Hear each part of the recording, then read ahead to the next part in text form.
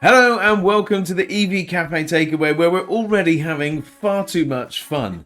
Anyway, every week we get to, I get to be supported by some wonderful people from the EV Cafe, first of all, and this week, no exception, that today's Mr. and Mrs. actually is me and Saz. She's not my missus because Sam will beat me up, but anyway, moving swiftly along, we do get to talk to some amazing people. And this is an EV Cafe first. Yes, it is. Correct me if I'm wrong, but this is the first ever repeat that we've had. And it's not a repeat as such, it's a before and an after. And this is the after. Because we get to talk to entrepreneur, sort of innovator, pioneer, collaborator, and adventurer. Yes, Chris and Julie Ramsey. Welcome to you both. Hey, how's it going? Thank you for having us on. Well, apparently you did something pretty clever, so we thought we'd probably better have you back. So, for background, everybody, we had Chris and Julie on back, so you can look back to March the 15th. And by that point, I think you were already embarking on your adventure. But listen, let's give a quick summary so people can just soak in the kind of people that we are talking to. Check this out. Yes. So Chris has been a world record holder since 2015. Chris, isn't that right? You you cycled 180 miles? 2018. Oh, 2018. 2018, No, you're Chris. right. Yes, no, 2018. 2018. That's why I have Julie That's why around. we She did it. corrects me all the time. So, world record Yeah. holder since 2018, having driven 180 miles on an electric bike. You also in 12 hours. 2017, I think, drove the Mongol Rally, 10,000 miles, in a Nissan Leaf. Oh. Yes. And I think was this the first time that Julie was co-pilot on an extensive journey? It was indeed. That was the first time. So that was 10,000 miles in 56 days. The car had about a 90-mile range. And we drove London to essentially Mongolia, but it was like Siberia was the finishing point. So it was insane. And first time Julie joined me. So the most important question here is, are you trying to bust electric myths, or is it the myth that you can't drive any kind of distance at all with your wife? I know. It's a bit of both, isn't it, really? Because these are probably the two most common questions we get asked all the time. Yeah, but I think I was going to say, don't ask those questions. They're the questions we don't need to ask because we've asked that. Well, I just thought we'd get them out of the way early on. Yeah. I know. It's definitely busting the myths about electric vehicles and charging infrastructure and the capabilities. It's literally giving people practical demonstrations where they can go, actually, you see that information you're sharing with me just now? That's not really true because look at this demonstration, look at that demonstration, look at that demonstration of practical everyday driving. So Yeah, and it's a true test of a relationship as well. Well, yeah, I think you'll be asked on to Oprah for marriage kind of guidance because the marriage can survive that. It can survive anything. Let me tell you. But we joke all the time. It says if we become unemployed at the end of this, we'll become marriage counselors because if anyone can give advice, it'll be us. Absolutely, I'm sure we'll get into one or two of those tougher moments later on today. But I mean. We're going to explore this whole journey that you guys have just been on. Of course, that is the reason you set us up to be excited about the rally going forward. But now we get to talk about it and get to really get under the skin of what you did for what must have been about 9 months in a car. So kick us off. Remind us when the dream began, because I was talking to you in 2019, I think, I'm sure, about this, when I was at a large lease company and we were trying to get some cash to help kickstart things.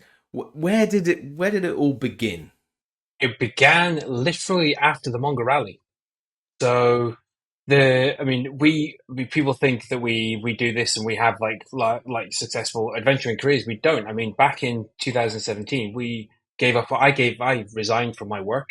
Julie took a sabbatical from her work, and I put everything from my redundancy into completing the Mongo Rally. And then when we came back from the Mongo Rally, Julie went back to her work. I should have been looking for a job. Instead, I was thinking, this is what I want to do. This is people engage with this. This gives the world practical demonstrations. I want to continue doing this. So I was researching the idea of another adventure and looking on our giant wall, on our bedroom wall, a giant map on our bedroom wall. I came up with the idea of pole to pole and broke the news to Julie. I kind of went in one ear and out the other at the time. I was like, yeah, okay, let's see, let's see. He's not short of ideas, this individual, and crazy ones too. So, but it took 6 years in the making, isn't it, before the idea became born to actual execution. So, yeah, it took a while to get off the ground, that's for sure. Something that's so interesting about what you've achieved here is, for those who don't know and who haven't yet Googled it whilst listening, this isn't just somebody that's driven from pole to pole. This is the first time it's been done at all in a vehicle, but this is an electric vehicle. And I love to see the world through a youth's eyes, not my youth, my daughter. So I said to her, did you know what's happening? Our friends are doing this thing and look how cool they are. And I showed her all the pictures of you guys and all the videos. And our favorite one, I must say, is when Chris was pretty much slumped against the rear wheel of this adapted Nissan. You had your hand like that over your eyes, on your brow, and Julie's just comforting you. And all she said was, they seem like really cool people. So it wasn't about husband and wife. It was just you guys being super. But what she couldn't get around was that the geography of it.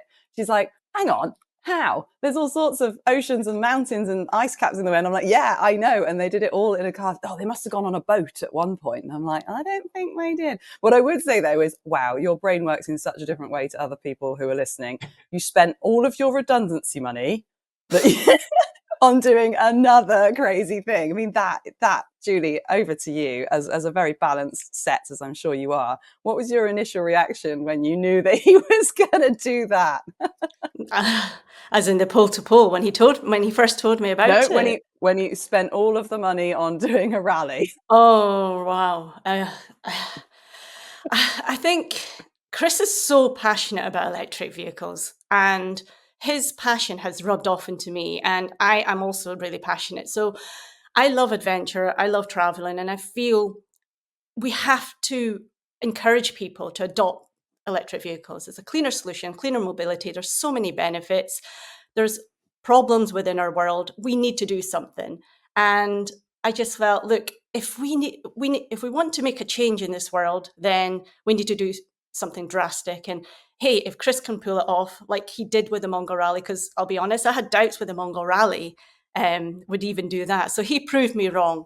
And I think, even though as ludicrous and as crazy it is, I think if you don't give something a go in life, you'll never know. So credit to Chris for persevering and having the boldness and the tenacity to have such a big ambition and big idea, because, he's done it. He is the brainchild of this expedition. And you're almost certainly the backbone behind the scenes, the catalyst that makes it happen, the Absolutely. support, the sounding board, the listening ear.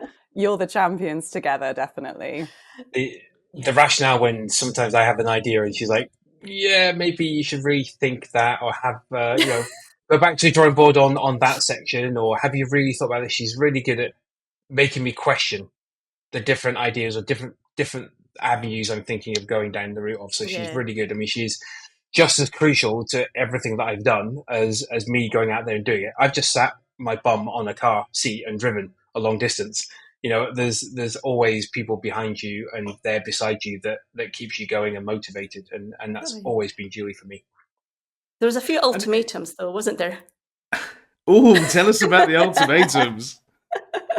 There's a few ultimatums because, it took such a long time to get off the ground, and there were so many rejections, wasn't there? One after the other, and it was constant. So obviously you get to a point where you're like, well, should we give up on this or, get a real job? And earn more, start, earning a proper salary, and all those kind of questions, So, there was a few ultimatums where it says, look, you've got, another 6 months to have a go at this. And other than that, let's just park it because, I think you've really pushed it as far as you can. Can we go into that? Because I mean, look, you spoke about 6 years, Chris, in the sort of making, and Julie, you talked about perseverance, resilience, all those kinds of things. And I know what it's like, right? So if as the EV Cafe, we're trying to get a show off the ground in the sense of, turn up at everything electric, or, we're hoping that we'll go to Carfest this year and kind of celebrate stuff. If we do, by the way, you got to come. Anyway, that's as an aside.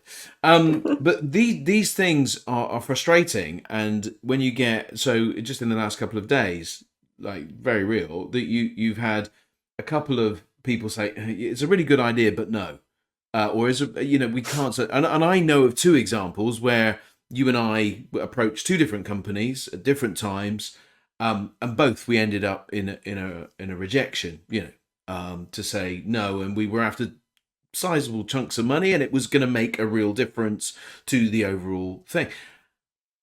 Talk to me about the resilience required and the perseverance required to get to that point, but also, Julie, how you in particular kind of balance the motivation plus the ultimatum of, because that's testing in any relationship for you both. Chris, as you're out there trying to get the money, but Julie, as you're out there trying to get the money, in a different way. Yeah. Talk to us about that. If you look at that, I mean, it's a good point. And when I talk about people being behind me and making these things happen, as you've quite rightly said, Paul, we had a number of conversations with people. There's so many other people out there that have been a part of Pole to Pole and helping me make Pole to Pole come to reality. It's not just me and Julie. And it's tough. If I always say to people say, how do I become an adventurer? It's like, first get used to rejection, because you will be constantly rejected. And it's weird, because for the whole career that when I first started doing electric vehicle expeditions, I was told by the industry, give up. Nobody's interested. It's not going to work. Cars can't do it. And the only people that got behind it was Nissan. They saw what it was about. They saw something in me. And that's the only thing I can think of. They saw something in me and thought, this guy's got something. And we went on to do lots and stuff. But still, even during Pole to Pole, I had a lot of people say, not possible, not going to happen, give up, don't try it, we're not interested, our vehicles aren't capable, we're not interested in putting our vehicle through that, etc. So it is constant rejection, but you've just got to stay true to what your passion is. What I always believe in is I know that this was something that needed to happen. I know this is the best way to dispel all those myths, and I wasn't going to give up on that. I have huge amounts of patience, lots and lots of patience, and when you live in the world of social media, you get used to criticism, and you take that on board, and you kind of go, well, what can I do differently? And that's what I think I've learned through Pole to Pole is how to do things differently, and how not to take rejection as a negative, take it as a positive, and think, how can I make them say yes, not no? Brilliant. Julie, tell us, like an ultimatum. How do you motivate him? Because obviously he's the driving force behind the vision. You're intrinsically involved in the executions, clear. But, how have you done that? It was difficult, but I think at the time you were in and out of work. I was focused on work. I was focused on paying the bills, focused on my job at the time. And I knew this was kind of happening in the background. And I think Chris never really settled on any one job because he had this burning desire to do something. And I feel there's nothing worse than not letting your partner continue with a vision and a passion that's so big and can make a difference. So I supported him in that, even though despite me working full time and having a very stressful job and paying the bills, I knew the importance of it at the time.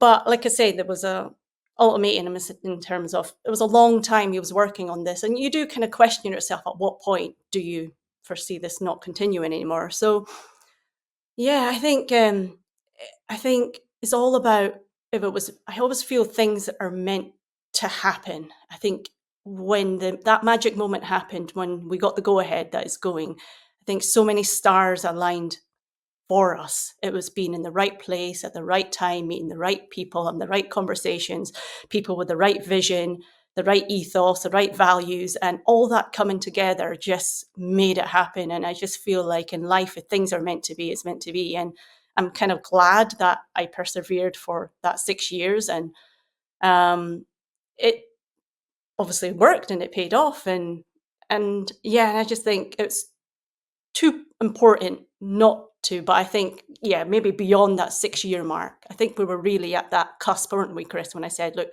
Yeah. 6 months, and I think we should call it. And I think when you got that thumbs up, that was within that 6 months period. So yeah. And if you Yeah. if And you look at what we did, if you look at what we did, I mean, to put it into frame it for people, so we drove from pole to pole, but that's basically 17,000 miles, which actually ended up being just under 23,000 miles in the end. 14 countries, traveling from the northern Canadian Arctic through Canada, North America, Central America, South America, into Antarctica to the South Pole.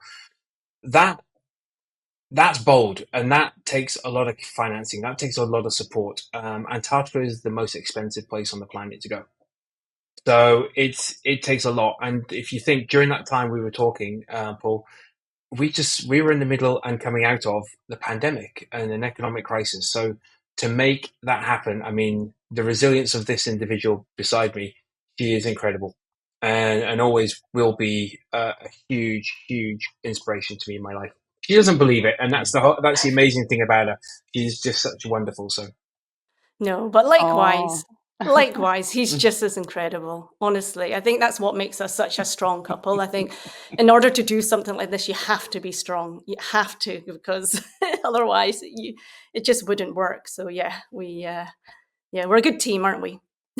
yeah, you really are. And actually, it's really nice to hear you say it out loud and to each other's faces and behind each other's backs. And that's the proof, right? If you speak of each other to one another's faces as you would behind the back, then it's solid. And actually, I first met you, Chris, really as part of the EV rally, the one that we did as COP26 around Scotland, and so on and so on and so on. yeah, And every single year, we try to prove the rally in the same way that you, in a minor way compared to what you've done. But it's still about taking vehicles yeah. out of their normal comfort zones and pushing them to their limit. But can absolutely understand why those knockbacks happened. And now that I'm privileged to be part of the rally behind the scenes, something I'm trying so hard to do is to continue to push the boundary, but without accidentally falling foul of anything that may go wrong, may play to the hand of the naysayers and the doubt fuelers. And just wondered how you kind of coped with that with Nissan. You must have had to have some quite sort of crisis conversations where, yes, they believe in you. Yes, they've adapted the vehicle. Yes, it's never been done and it's definitely worth a punt.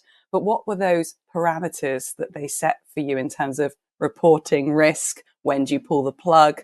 Were there any moments where you just thought, we've stuffed it, this can't go on? I mean, it's a very interesting relationship we have with Nissan. So these guys have been amazing. So to frame it, because a lot of people do think that this is a Nissan expedition. So what happened was Nissan came on board as a partner, which was great, and they supported it. They gave us a vehicle, they gave us a sponsorship and some of the sponsorship that we needed, and we kind of went and they were like, "This is your expedition. Do what you do best, and just go get on with it." So they were there, the engineering team were there to support us with technical advice and everything, but we appointed Arctic Trucks. We planned the route, we planned all the logistics. Arctic Trucks planned the route in the Arctic and Antarctica with us. That's where their specialism comes into place. But Nissan really, they embodied their dare to do spirit. It was kind of like, we trust that you guys have this in hand, but we just need to have something that says, if the reality is, we could have died. We could have fallen through the ice and died. One of us could have died. We could have been in an accident in South America that maybe injured somebody. So we had those kind of crisis comm situations kind of in place to protect everybody. or to basically to send that information out properly. But outside of that, Nissan were just like, just go and do what you do. We have confidence in you, which was really amazing to have. I mean, a I think huge credit. you did say. Go I was ahead, just saying, Julie. like, a massive shout out to Nissan, because they were the only manufacturer that really supported us fully, whereas other manufacturers didn't. So it just goes to show their confidence in their vehicles, the confidence in their vehicles in the harshest environments in the world. And, because it's never been done before, and, I had doubts, I had concerns, and there's so many things going around in my head. So I remember saying to you, Chris, well, do you think it will survive? Do you think the Aria will work? Or do you think, will the electronics work or what? And I think you were really confident that you have to No be, right, doubts. when you do something like this, no doubts. But, but like I say, massive credit to Nissan, because they're the only ones that could truly see the vision of what we wanted to achieve and the importance of it as well. Like I say, whereas no manufacturer maybe had that confidence or wouldn't support such a bold idea. So yeah, massive shout out to them. Do you know the word that neither of you have used yet? Is fear. You were just talking about falling through the ice and you might die and you might kill someone, and neither of you have said the word fear yet. And I think, that's part of your thing. And I just cannot help but think, what were you like as kids, guys? Were you just this sort of crazy? I mean, those of you who know us know that we're all friends, and I did get sent a very wonderful photo last night, and we were teasing each other just as we came on, and people who are watching can see it on my podcast recording now. So this is Chris on the back of Scott Eady's motorbike. He is grinning like a teenager who got picked up from the secondary school playground by the cool kid on the back of a motorbike. Well done, Scott. But it just looking at your face and zooming in on that smile just made me realize you've probably always been like this. What can I do? What's the next big adventure? I don't want a 9 to 5. And Julie, perhaps that's the same for you. I want to hear it all. Tell me more. Just going to say, Scott is an absolute legend. I love him. He's such a great guy within the industry, but also just a lovely person to spend time with. That was, we had an idea to drive I went from Aberdeen down to his home, picked him up, and we drove all the way to Berlin for the Berlin Formula E, in an Audi e-tron, and then we drove back again. And that was at the Formula E. They had a Harley Davidson stand. So he was taking his picture, and I was like, wait, I want to get in on it. And I just gave him a big hug. Lovely, such a lovely guy. Love Scott. Yeah. But if you look, been asked this question before, and if I look back at my childhood, I honestly don't really think there's anything there that kind of pinpoints to what I'm doing today. And it's strange. I'd love people always say, I can't give a stereotypical answer of like, I was an adventurous child. I mean, I guess I grew up in the forces. My dad was in the forces. We grew up in army camps. So I did go out and play in forests and do the usual kid things, playing on your bike, riding around thinking you're like Street Hawk. That might be too old a reference for some people. And things like this. But I wasn't an adventurous kind of camping, get out there kind of kid. So I lived and breathed football. So outside that, it was really when I met, and it all comes back to Julie. When I met Julie, I actually passed my driving test at 29. I decided I need to get my license and start driving her rather than her driving me everywhere. And she took me traveling around the world. On a year and a half, we went and did the whole backpacking gap year thing. So it's thanks to her that I am as adventurous as what I am today. Yeah. I knew it. I called it. I knew it. I knew it was Julie that did all of this for you. Okay, cool. Go, Julie. Tell me about you then, Julie. Yeah, I think I am such a different person today than I was, say, 2 years ago. And Chris, you could vouch for that, couldn't you? I mean, I was the shy girl who would never get up in front of a crowd and speak to people, who hated public speaking, who would never do this type of thing, even be on a podcast. I was shy and I was not very confident at all. And I've changed so much. And I think even as a child, I was always that shy girl and quiet girl and always kind of conformed. And I think the adventure side, I think I've always had this desire for travel. I think that's where we did the whole 1 year and a half year gap year thing. So the traveling thing has always been within me. So when Chris talked about doing these long distance adventures with the Mongol Rally and the pole to pole, what captured me was the travel element and meeting different people and cultures, that's the bit that kind of struck me or enticed me into the whole thing, but obviously not realizing all the challenges that went ahead, or the extent of the challenge that came ahead. But yeah, I think one thing I've learned is that when you truly have a passion for something, your full personality is revealed, your full personality comes out, and you effortlessly have a voice, and you effortlessly want to share those things that you've learned. And if you can make a difference, then that's the key factor. And I feel the ventures that Chris has brought me along on has given me that oomph and that change in personality, and I absolutely love it.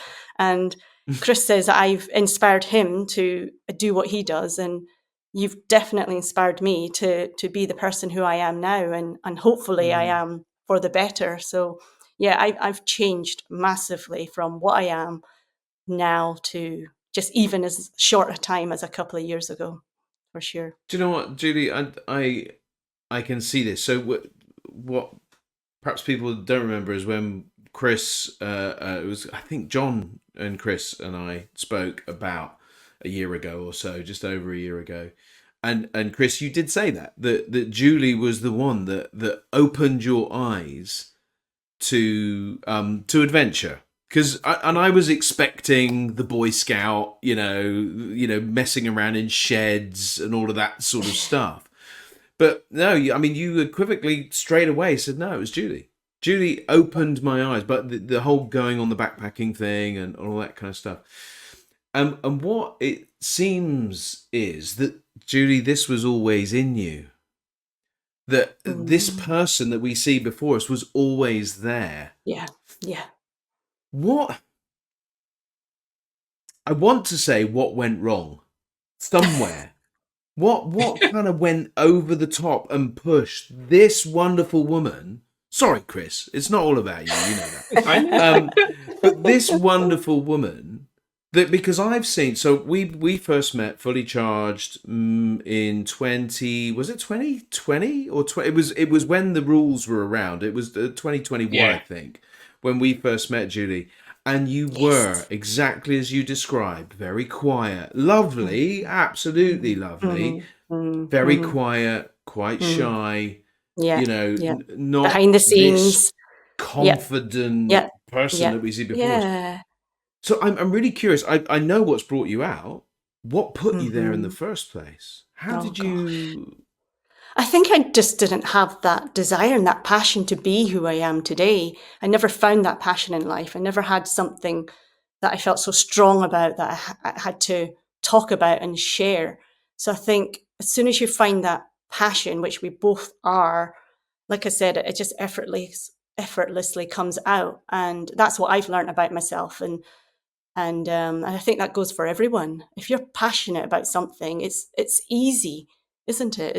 And it comes, so I think Chris has definitely inspired me to be passionate about electric vehicles and understand why they're so important, why we have to continue debunking those myths, why we're on this crusade of just shutting up the naysayers out there, and to just showcase just how capable and exciting electric vehicles are and why they're important for our future and for the future generation as well, and how best way to captivate it than do something as bold as pole to pole.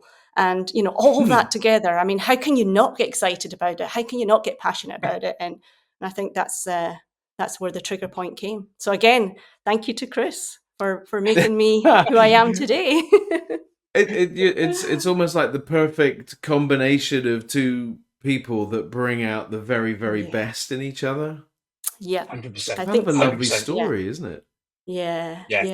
It's incredibly moving. I'm sat here like, please don't ask me a question. I'm going to be laughing at this point. So good. Well, seeing as it's 2024 and it takes you a fair while to plan these mega adventures, where are you going in 2029? Great question. Where am I going?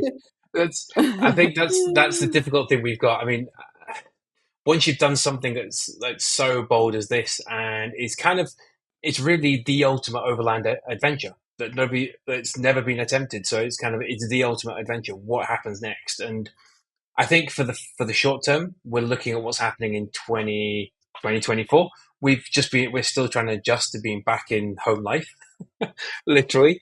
Yeah. And what happens in 2025? I think we've said we would love to see what we can do to give back. That's the most important thing. Is we've been supported, as we always say, there's kindness, there's generosity through all of our expeditions, Mungo Rally, Pole to Pole, everything. If whenever we needed some support, we needed some help, there's always been somebody there who opened their door, gave us a bed, gave us a shower, gave us a plug point, whatever it was. There's always been somebody there. And we think, now we have this platform, we have this voice. We, yes, can advocate for electric vehicles. Yes, we can advocate for infrastructure and accelerating the transition. But also, how can we use that platform to do good and give back to people that are wanting to do things, but don't necessarily have that ability or that platform or that voice? So how can we support people around the world, here in the UK, whatever? How can we do something that gives back to those people? Mm-hmm, mm-hmm.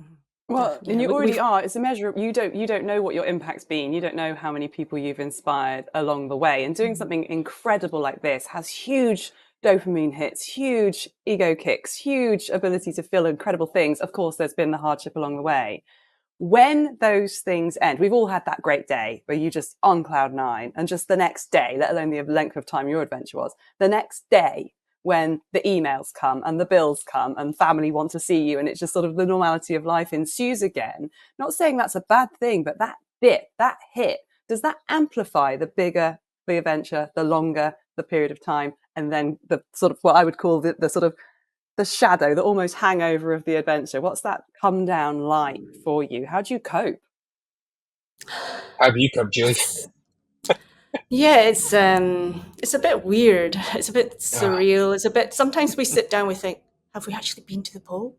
Were we there? We did, by the way. It's not what we did in, but when you get back to everyday life, you settle in so quick. You know, you've got the letters to open, you've got the bills to pay, you've got the admin. You know, all daily life. Like it's really it's. And I think we're without Sunrisa at the moment, or Nissan Aria, and I feel like we're missing a very important part of us, and we're missing her greatly, massively, aren't we? yeah, So it's taken a bit of adjustment, shall we say, and I think it's we're not quite there yet, because I think once we've planned our 2024 and 2025 and beyond, I think we'll have a bit more clarity. But I think, as Chris says, I think giving back, continuing our advocacy, continuing sharing our story, continuing to inspire, and continue adventuring as well. So as soon as we get Sunrisa back in the UK, Yeah, yeah, we will you'll be be out off. and I've got about. this. I've got this great vision that because you miss being out in the wilderness so much, the reason Chris has got a virtual background is he's actually sat in the little tent in his bedroom just because he feels very much like he needs to. she knows. You call me out. You call me out. I know how it But feels. I know how it feels. So, Chris, how Uh, about you? How have you coped being back? badly. It's strange because amount of times we sat there and your laptop, you're doing your compare the market or whatever it be to get your insurance sorted out for your car and whatever, and you just look and go, God, I wish I could be back on the road. I know, It's I really know. strange. We've said that to each other so many times, and it's really strange because, as Julie said, it's the euphoria of doing what we've done is great, but there's always that element of kind of going, we've got to just carry on now. And how do we do that? And it's like, as Julie said, we sometimes don't appreciate that we've been to the pole, we've driven that distance, we've done this amazing thing, and we don't tell each other often enough that what we did was bloody amazing. We just get on with day to day life, and I think it's been really difficult for me because I just my brain is already thinking about what is that next thing, what can we do, what can we do, we've can we do this, can we do that, can we do that, but we really then have to focus on, we need to get our life in order and we need to get the daily bills done. We need to get the daily stuff done, which is the boring, mundane things of everybody's life. We still have those, and I think my brain doesn't want to focus on them. And that's, I think, the problem I have of adjusting is my brain wants to be thinking about when we get some Risa back, or what can we do next, and what's happening. So it's a difficult thing for me. I'm finding it very difficult at the moment. You just need another adventure, Chris. I think that's the problem. If thinking about an adventure is stopping me from kind of getting back into normality first, accepting what we've done and appreciating what we've done, to then be able to move on. Do you know what? I'm just forgive me. I've just thought of something. My son wrote this poem. It's his first ever poem, and I wouldn't normally bring this sort of thing to this, but just listen to this, because I oh wow, it's so no, but check this out, guys. Right, listen. It's called "Lost in Thought," and it says, and this was written Monday. It says, "My mind is filled with mist and fog, forever getting lost in thought. A battle to stay present, forever being fought. I get lost in the memories, lost in the future, but the present is a stranger, always just passing by." And I'm like, this is this. Yeah. That's me. That's me. That's us. That's 100%. on. It's so and do you know what? It's funny because I have similar thoughts when I've journeyed through life in different moments, and we get caught up in our history, we get caught up in our future, but actually the present is the present, and it's the gift. It's enjoying that moment. And Chris, do you know what? I feel for you, because I know how hard it must be just to, and I thank everything that should be thanked for you and Julie being together, because you have each other, right? To give you grounding, to give you the love that you need, to give you the assurance that it's okay, and you'll be okay. What can the new normal look like?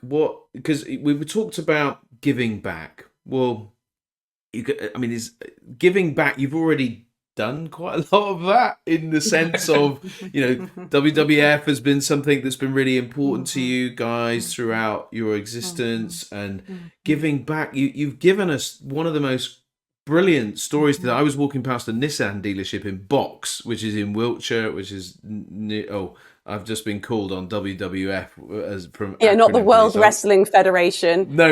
Wildlife Fund. World Wildlife Fund, yes. Yeah. Chris rolling around on the floor with The Rock. Wrestling is so important to my global cause.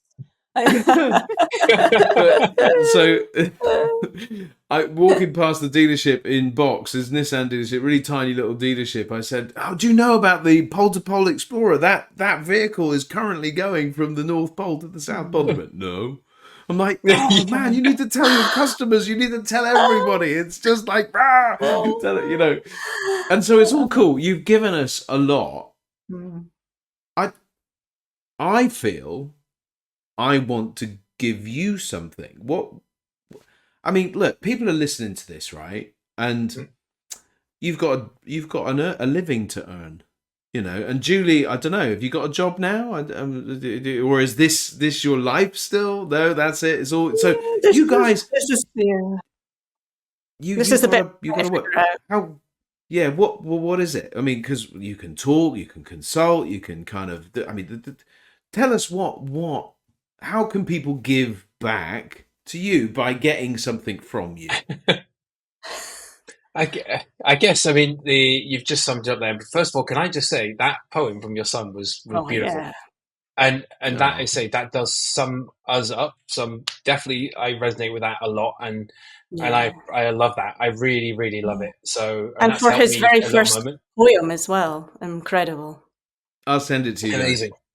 Thank you, because that even that just gives me a little bit of thought and things to think about, and things to think that it's normal what I'm going through. So thank you for that. Thank you for sharing.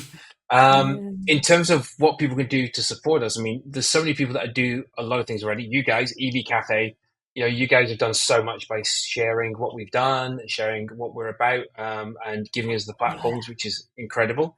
I mean, I Yes, think, thank you so much for that. You guys have been truly amazing. Honestly, yeah, just want to say huge thanks for your support. and I think for us, it's now that part of that normality. Where's that normality start? And that is where we look forward to 24, 25, getting out there and telling our story. So if there are organizations out there that would like us to come in and share our story, share not even just the story of pole to pole, the story of, as you mentioned earlier on, determination, perseverance, and just the desire to make change, and be good in the world.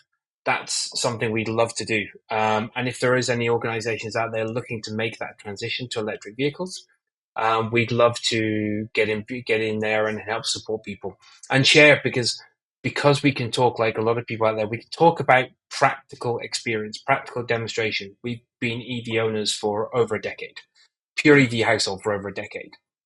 But when people say you can't drive long distance, but EVs don't work in the cold, that's what I've heard. We can tell people from actual practical experience that that's not true. Whereas a lot of other people can only tell people through thoughts or through opinions or what they've heard. We can say from practical experience that that's not true. Yeah. It's fantastic. I can see so many opportunities for you guys to come and tell your story, and it would be lovely, because I don't think there's very few couples out there with a joint experience that can share in the way that you guys can. So listen, if the Fleet News or BVRLA dinner and the SMMT and all of the dinners and things like that, guys, you need to be hitting up Chris and Julie, because this is a story like no other. And I think there's plenty stories, that's for sure. Well, that's it. And give us from the journey, give us that lowest point, because there must have been, I know there was a couple of things that made it to Instagram, and there's the picture of the cuddle and things like that, and also the high point. And I'm guessing we've got a high point picture right behind us, but maybe a high point that wasn't either the beginning or the end, because I'm sure that they were pretty tough, or were pretty high. But give us a sense of how that journey felt throughout the 9 months and 23,000 plus miles that you guys did. Wow. Yeah, Go on, it's you just go like, first. how do you choose? Yeah, one each. There's like High and low, Okay. one each. Yeah. So, I mean, one thing that stands out, I mean, we've said this many times, is that magical moment where we saw a polar bear in the wild. I think that was, I mean, it's hard to explain just how beautiful that moment was. And at that point, I mean, it was on the first day.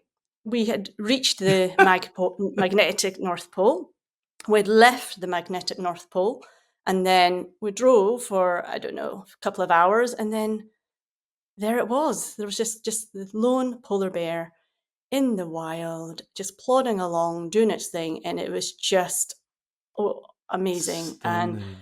we were so stressed at that time. There's so much pressure on us in that time. That whole north area, or that section, that phase, was stress. And that's where that photo came from, where Chris was looking a bit tired. I was by his side. It was crazy. So, but what that allowed us to do was just stop.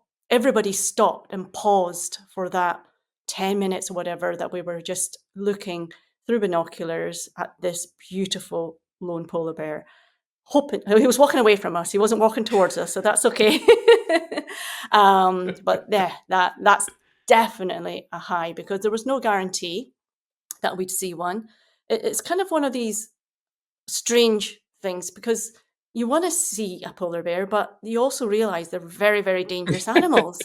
And if they're hungry, they will come and charge towards you and eat you quite very quickly. So it's one of those strange moments, because you want to see, but you also understand the danger. So, but we were far enough away that we could watch he or she in its natural environment.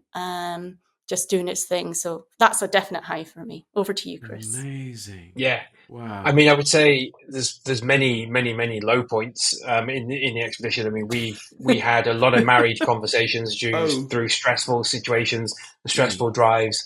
But I think I'm going to pick up on that point from the leaving from the Magnetic North, because that, as Jay said, was a stress. That was a real low point for us, because imagine we've built up 6 years of our life to get to this point. We're getting up into the Arctic, and to frame it for people, we're way north. We're up in the Nunavut region, just south of Prince of Wales Island. We're 220 miles into the Arctic Ocean. We're driving on, for the last 220 miles, we've driven on the ocean, frozen ocean, and many challenges. And we get the news from Iceland base camp operations, from Arctic Trucks, to say the ice road, which is still 1,700 kilometers or so away from you, is melting. The temperatures in that region are getting so high that the ice road is starting to melt. It's going to close 10 days early, which means you have 4 days to take out of your schedule. So what's supposed to be a lovely time for us and a lovely experience outside of the expedition became a mad stress, mad rush.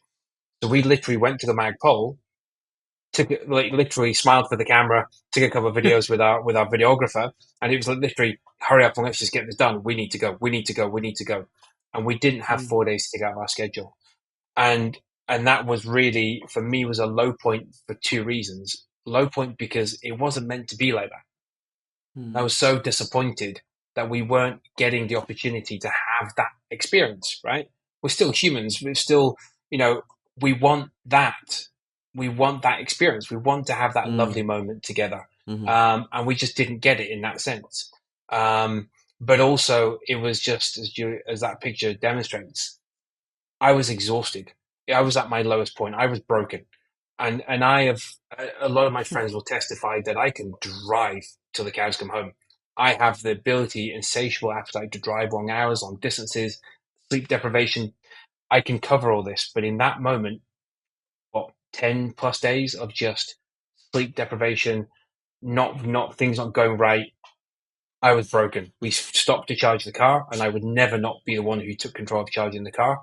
I ignored the car, and I walked off, and I just went to get some sleep and left the car to somebody else to deal with, because I was just dead.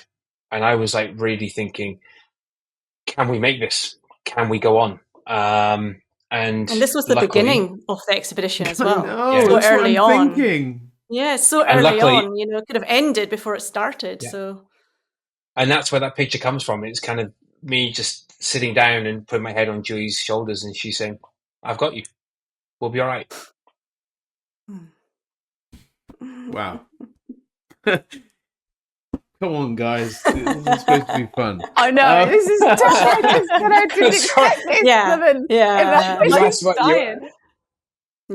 the right questions and got the right answers. That's for sure. The one I thought you were going to say, the low point was when you got to the South Pole, because it's over. That you've achieved what you wanted to achieve, and obviously you've got what you're doing now to come. But you're leaving. You're packing up. The cameras are turning off. Yeah. But it wasn't. It was the start, the sort of, and I wrote in the chat here, Paul and I talked throughout. Number one, great pun on "we paused" for the polar bear. And the second thing was that I feel like you guys were robbed. That first, right, let's go, let's do it. That moment was stolen from you by and anyone who's seen Ice Road Truckers. It is the best part of that show when they say the road is closing. And I just cannot even fathom. I'm just wide-eyed listening to you all. Thank you so much for your honesty. And like I say, there's so many occasions, so many highs, so many lows, and we could be here all day chatting. But it's that's why I'm saying just take your pick. There's so many to choose from. I'll just add to that point, Sarah. I'll pick up on Sarah's point there about the South Pole. Is it wasn't over for us anyway, because what people probably don't realize is when we finished at the South Pole, we had to turn around and drive back to the base camp. So we had to turn around and drive 788 miles back to the base camp. So our brains never stopped. So that moment of us going, we're at the pole, yay! Right, okay, right. We need to think about how we need to think about the going back. So we did take 2 days out at the pole, and then we had to go back. So the expedition was never over when it was over for people visually. So we had to Yeah. drive to Well, the magnetic North Pole, etc. You know, exactly. etc. So Yeah. I mean, I must admit, the bit that surprises me most there is that the one of the toughest bits was the beginning, and I mean, it's funny. I'm gonna ridiculously relate to your experience, okay? Because my experience is like down here, and yours is up there, but not at all. everything's relative. No, it is right. So Probably. we do the Green Fleet Rally. We did the Green Fleet Rally. You know the Green Fleet Rally. In Yeah, fact, that yeah. year where we sort of travelled all the way through and Land's End to John O'Groats, or other way around. And there's some amazing sights along the way. And I remember standing under the Angel of the North and, you know, kind of driving through a valley and da-da-da-da-da. And almost the whole time, because in my role in that rally, I'm videographer. I'm not doing. I'm doing some of the videography with my phone, selfie stick, ovs. But thinking about where are we going to stop? Have I got enough charge? Can I get there? Can I do this? Can I do that? Somebody's there. What are they doing? Somebody's not going to be there on time. Where have they gone? Who's? Yeah, I mean, it just goes on and on and on, and your head is too full to just stop and go, wow, look at what I've achieved, look at what I see in front of me, look at and thank goodness for that polar bear. Thank goodness for that polar bear, because it just went, stop, guys, just We take had this moment. we had another moment. It was at the halfway point in Quito, in Ecuador. Remember, Chris, where I got quite emotional because we're at the halfway point. It's a huge milestone for us to even get to where we were. Walking around the capital of Quito, and it was just amazing, and the architecture, the buildings, and just have one of those tiny moments where we actually took stock of where we were and appreciated it. And I got quite emotional and I started crying, and Chris was there, and I was like, Chris, we're in Quito, look how amazing this place is, just appreciate where you are.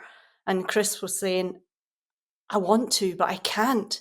My head's like thinking about where's the next charge, is it going to work, where are we going, what's the terrain like, what's the weather like. His brain would never stop, and we were like that throughout the whole expedition. And you got a sample of that through when you did it, Paul. But yeah, that was like that times 100 throughout the whole expedition. No, I get it. Yeah, because to do that for 9 months, I can't do it for 9 days. It's intense. It's intense. And Seriously, if you add to that we had the only support team that we had, or support we had, was in the Arctic and Antarctica. Everything else we were unsupported. It was just Julie and I on our own. But we're also running a business. So you have your accounts, you have your financial results, you've got all this stuff to go. We're running all our social media. We have nobody behind our social media. So we're having to create all the social media posts, reply to all the comments. We're having to respond to all the media requests, all the interview requests, and schedule all those interview requests. We are literally we did absolutely everything on our own, as well as having to think about everything. So anytime something went wrong or plans had to change, I had to remap an entire strategy in that country or that region or that section, on top of everything else that we were going through. So yeah, it's a challenge. And this is why you can never go back. This is why I asked you about how it feels to come back, because everything's a benchmark, like the next step, the next step, the next step. You can't go back to a more, and just everybody's seen long way up, long way down, long way round. We've seen all three of those. And I know the motorcycle instructor helped me to learn to ride myself. And he was telling me the truth behind it, about how many people really do support them. They're incredible presenters, of course, but they weren't doing their own social media. They weren't remapping their strategic route. You did all of that. And we did everything. I know we're running towards the end of our time. I know that. But one thing I was just desperate to tell you is there's pictures behind Chris's head for those who are watching rather than listening, and there's a flag in the snow. And it just made me think, like, say in some dystopian future where EVs don't work and don't exist, do you think anybody will ever look back like they did with landing on the moon and say, it was a hoax, it never happened, that image was AI? And we know it did, because we saw your blood, sweat, literal tears of laughter and sadness and all the way. And I for one, am humbled by your story, and I'm inspired by your next ambition, because Imagine if you had money behind you to do what you just did, but with all the production crews. And why are we watching the Grand Tour? We should be watching you. In fact, let's get the Yeah. Grand Tour involved. Yeah. But the key thing for me is, I think one of the things, even if we had all that support behind us, but without that, we're still able to deliver. And the long way up is, people know, I've spoken to Paul about it as well. Huge inspiration. Long way round was a huge inspiration in my life. But we delivered charging infrastructures. The whole of one of our legacy projects was the whole through South America. We put chargers in the ground with NLX Way. So now there's a whole charging infrastructure network through Pan American Highway. Peru had a couple of chargers in the whole country. It now has a border to border AC and DC charging network because of pole to pole, and they're going to continue to grow. So if we had so much behind us, we could do so much good in this world, and not just about filming an expedition and doing a cool adventure, but making sure the adventure has purpose. We will never do an adventure just for the sake of doing it. We need to deliver purpose. We need to give it purpose. So. Give us a quick rundown of the things that have been legacy, because I think it's really important for people to recognise this point. So we've heard a bit about the Peru bit, and just generally working with that charge point company whose name was, sorry, I missed NLX Way. NLX Way. NLX Right, Way. cool. Yeah. Yeah, Yeah. so working with those guys, seeing that all happen. What else was left as legacy as a result of the trip? I guess, I mean, that's the key thing. But I was going to say, sorry, I'm biting on you, Julie. I'll let you go.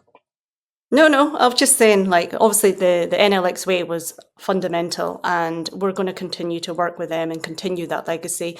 And we want to also look at working with the science bases in Antarctica, and look at electrifying some of their vehicles that they use in their bases as well, because we've proved that an EV can work happily in Antarctica.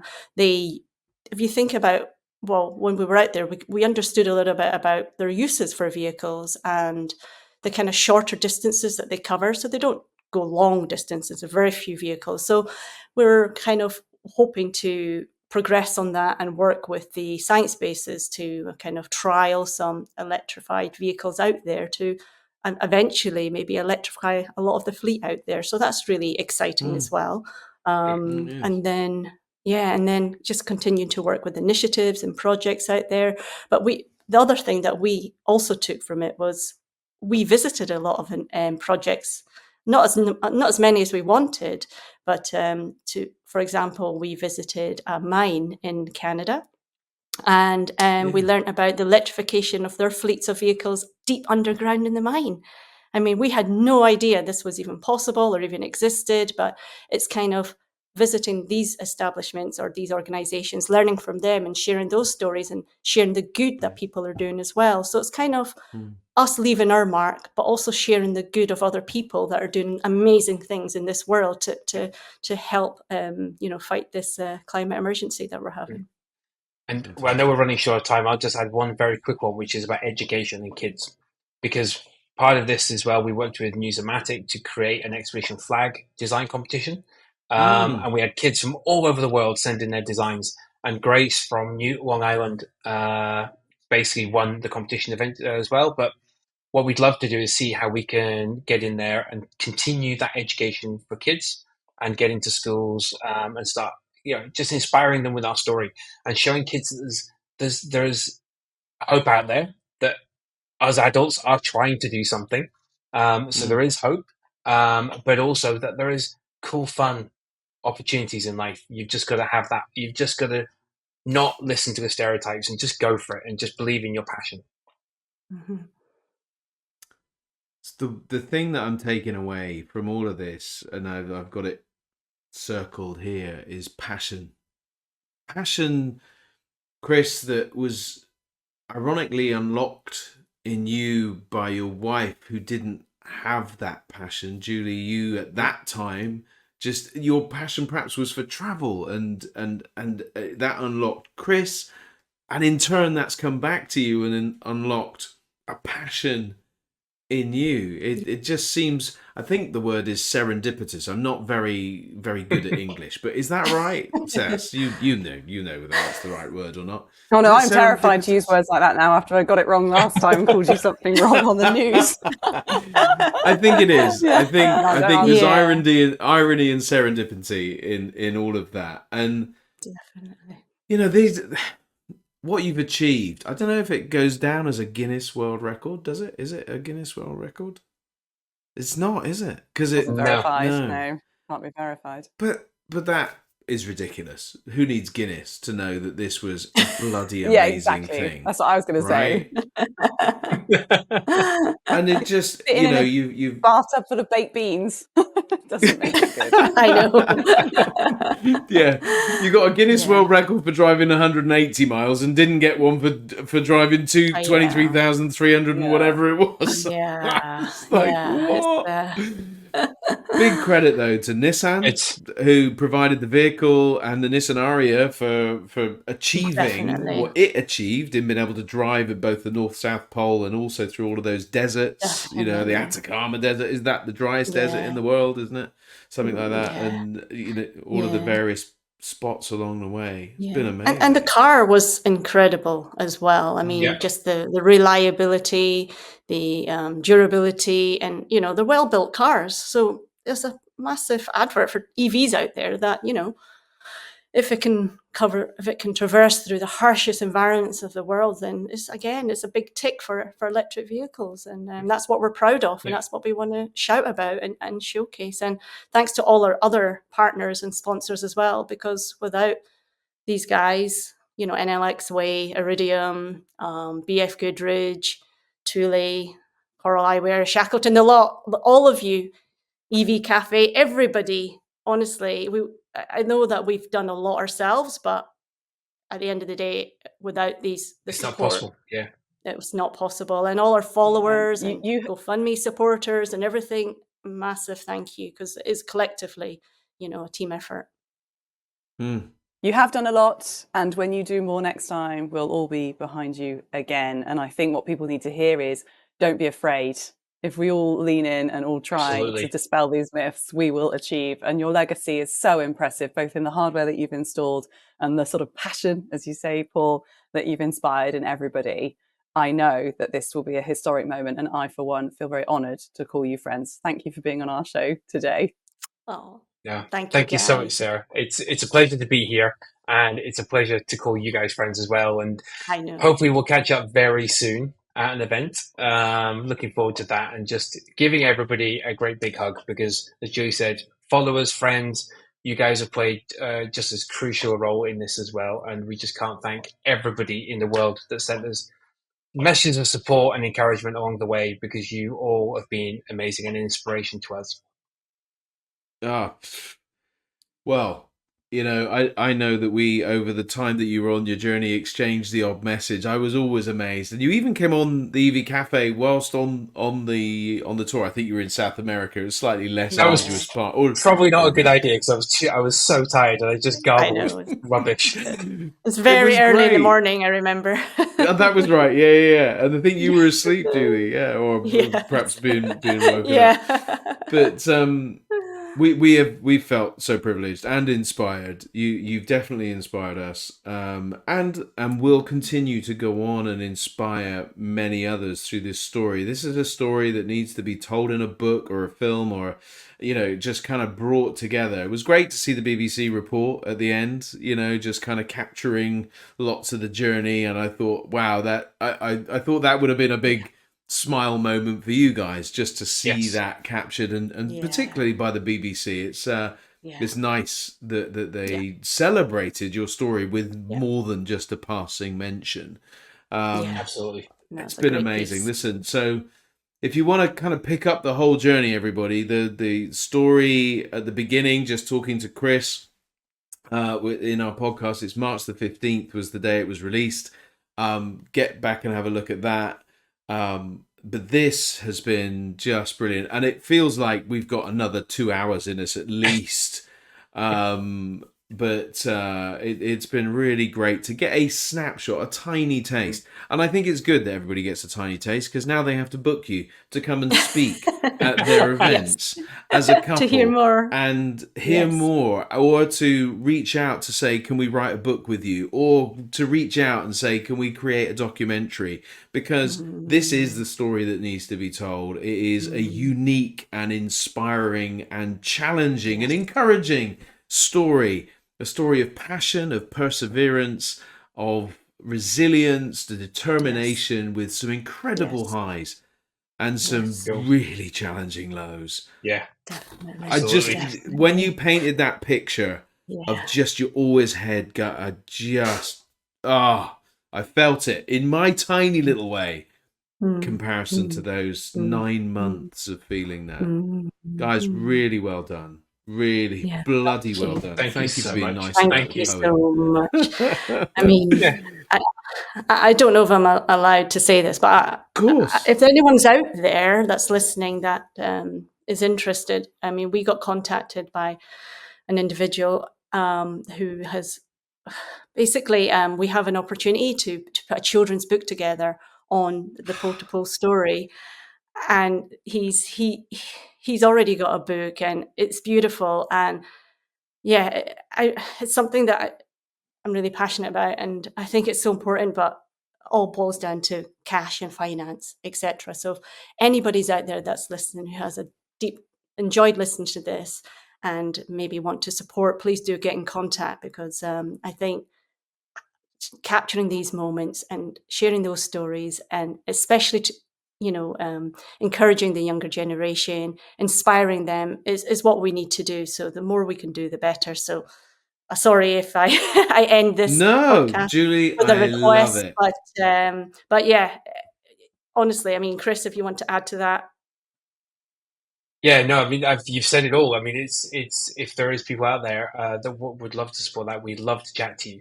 There are so many opportunities. There are so many things that we can do. It just comes down to everything. It's come down to support. So if there is somebody out there Cash, that would Chris. It be comes willing, down to cold hard Okay. I cash. know. Okay, It's I'll say cash. cash. It I like is. to say People with support. some big, deep pockets, they can It afford it. is. Yeah, It is. but if But if you what a want great way to take to be able to support something that basically goes into schools and inspires kids and gives kids an amazing story to listen to, we would be very, very grateful. Yeah, Cool. and it Well, continues I the think giving back theme as well. You know, when we say we want to give back, and that's one of the ways. And it is sometimes, in order to give back, you need that hard cash, as you say. So so that's cool.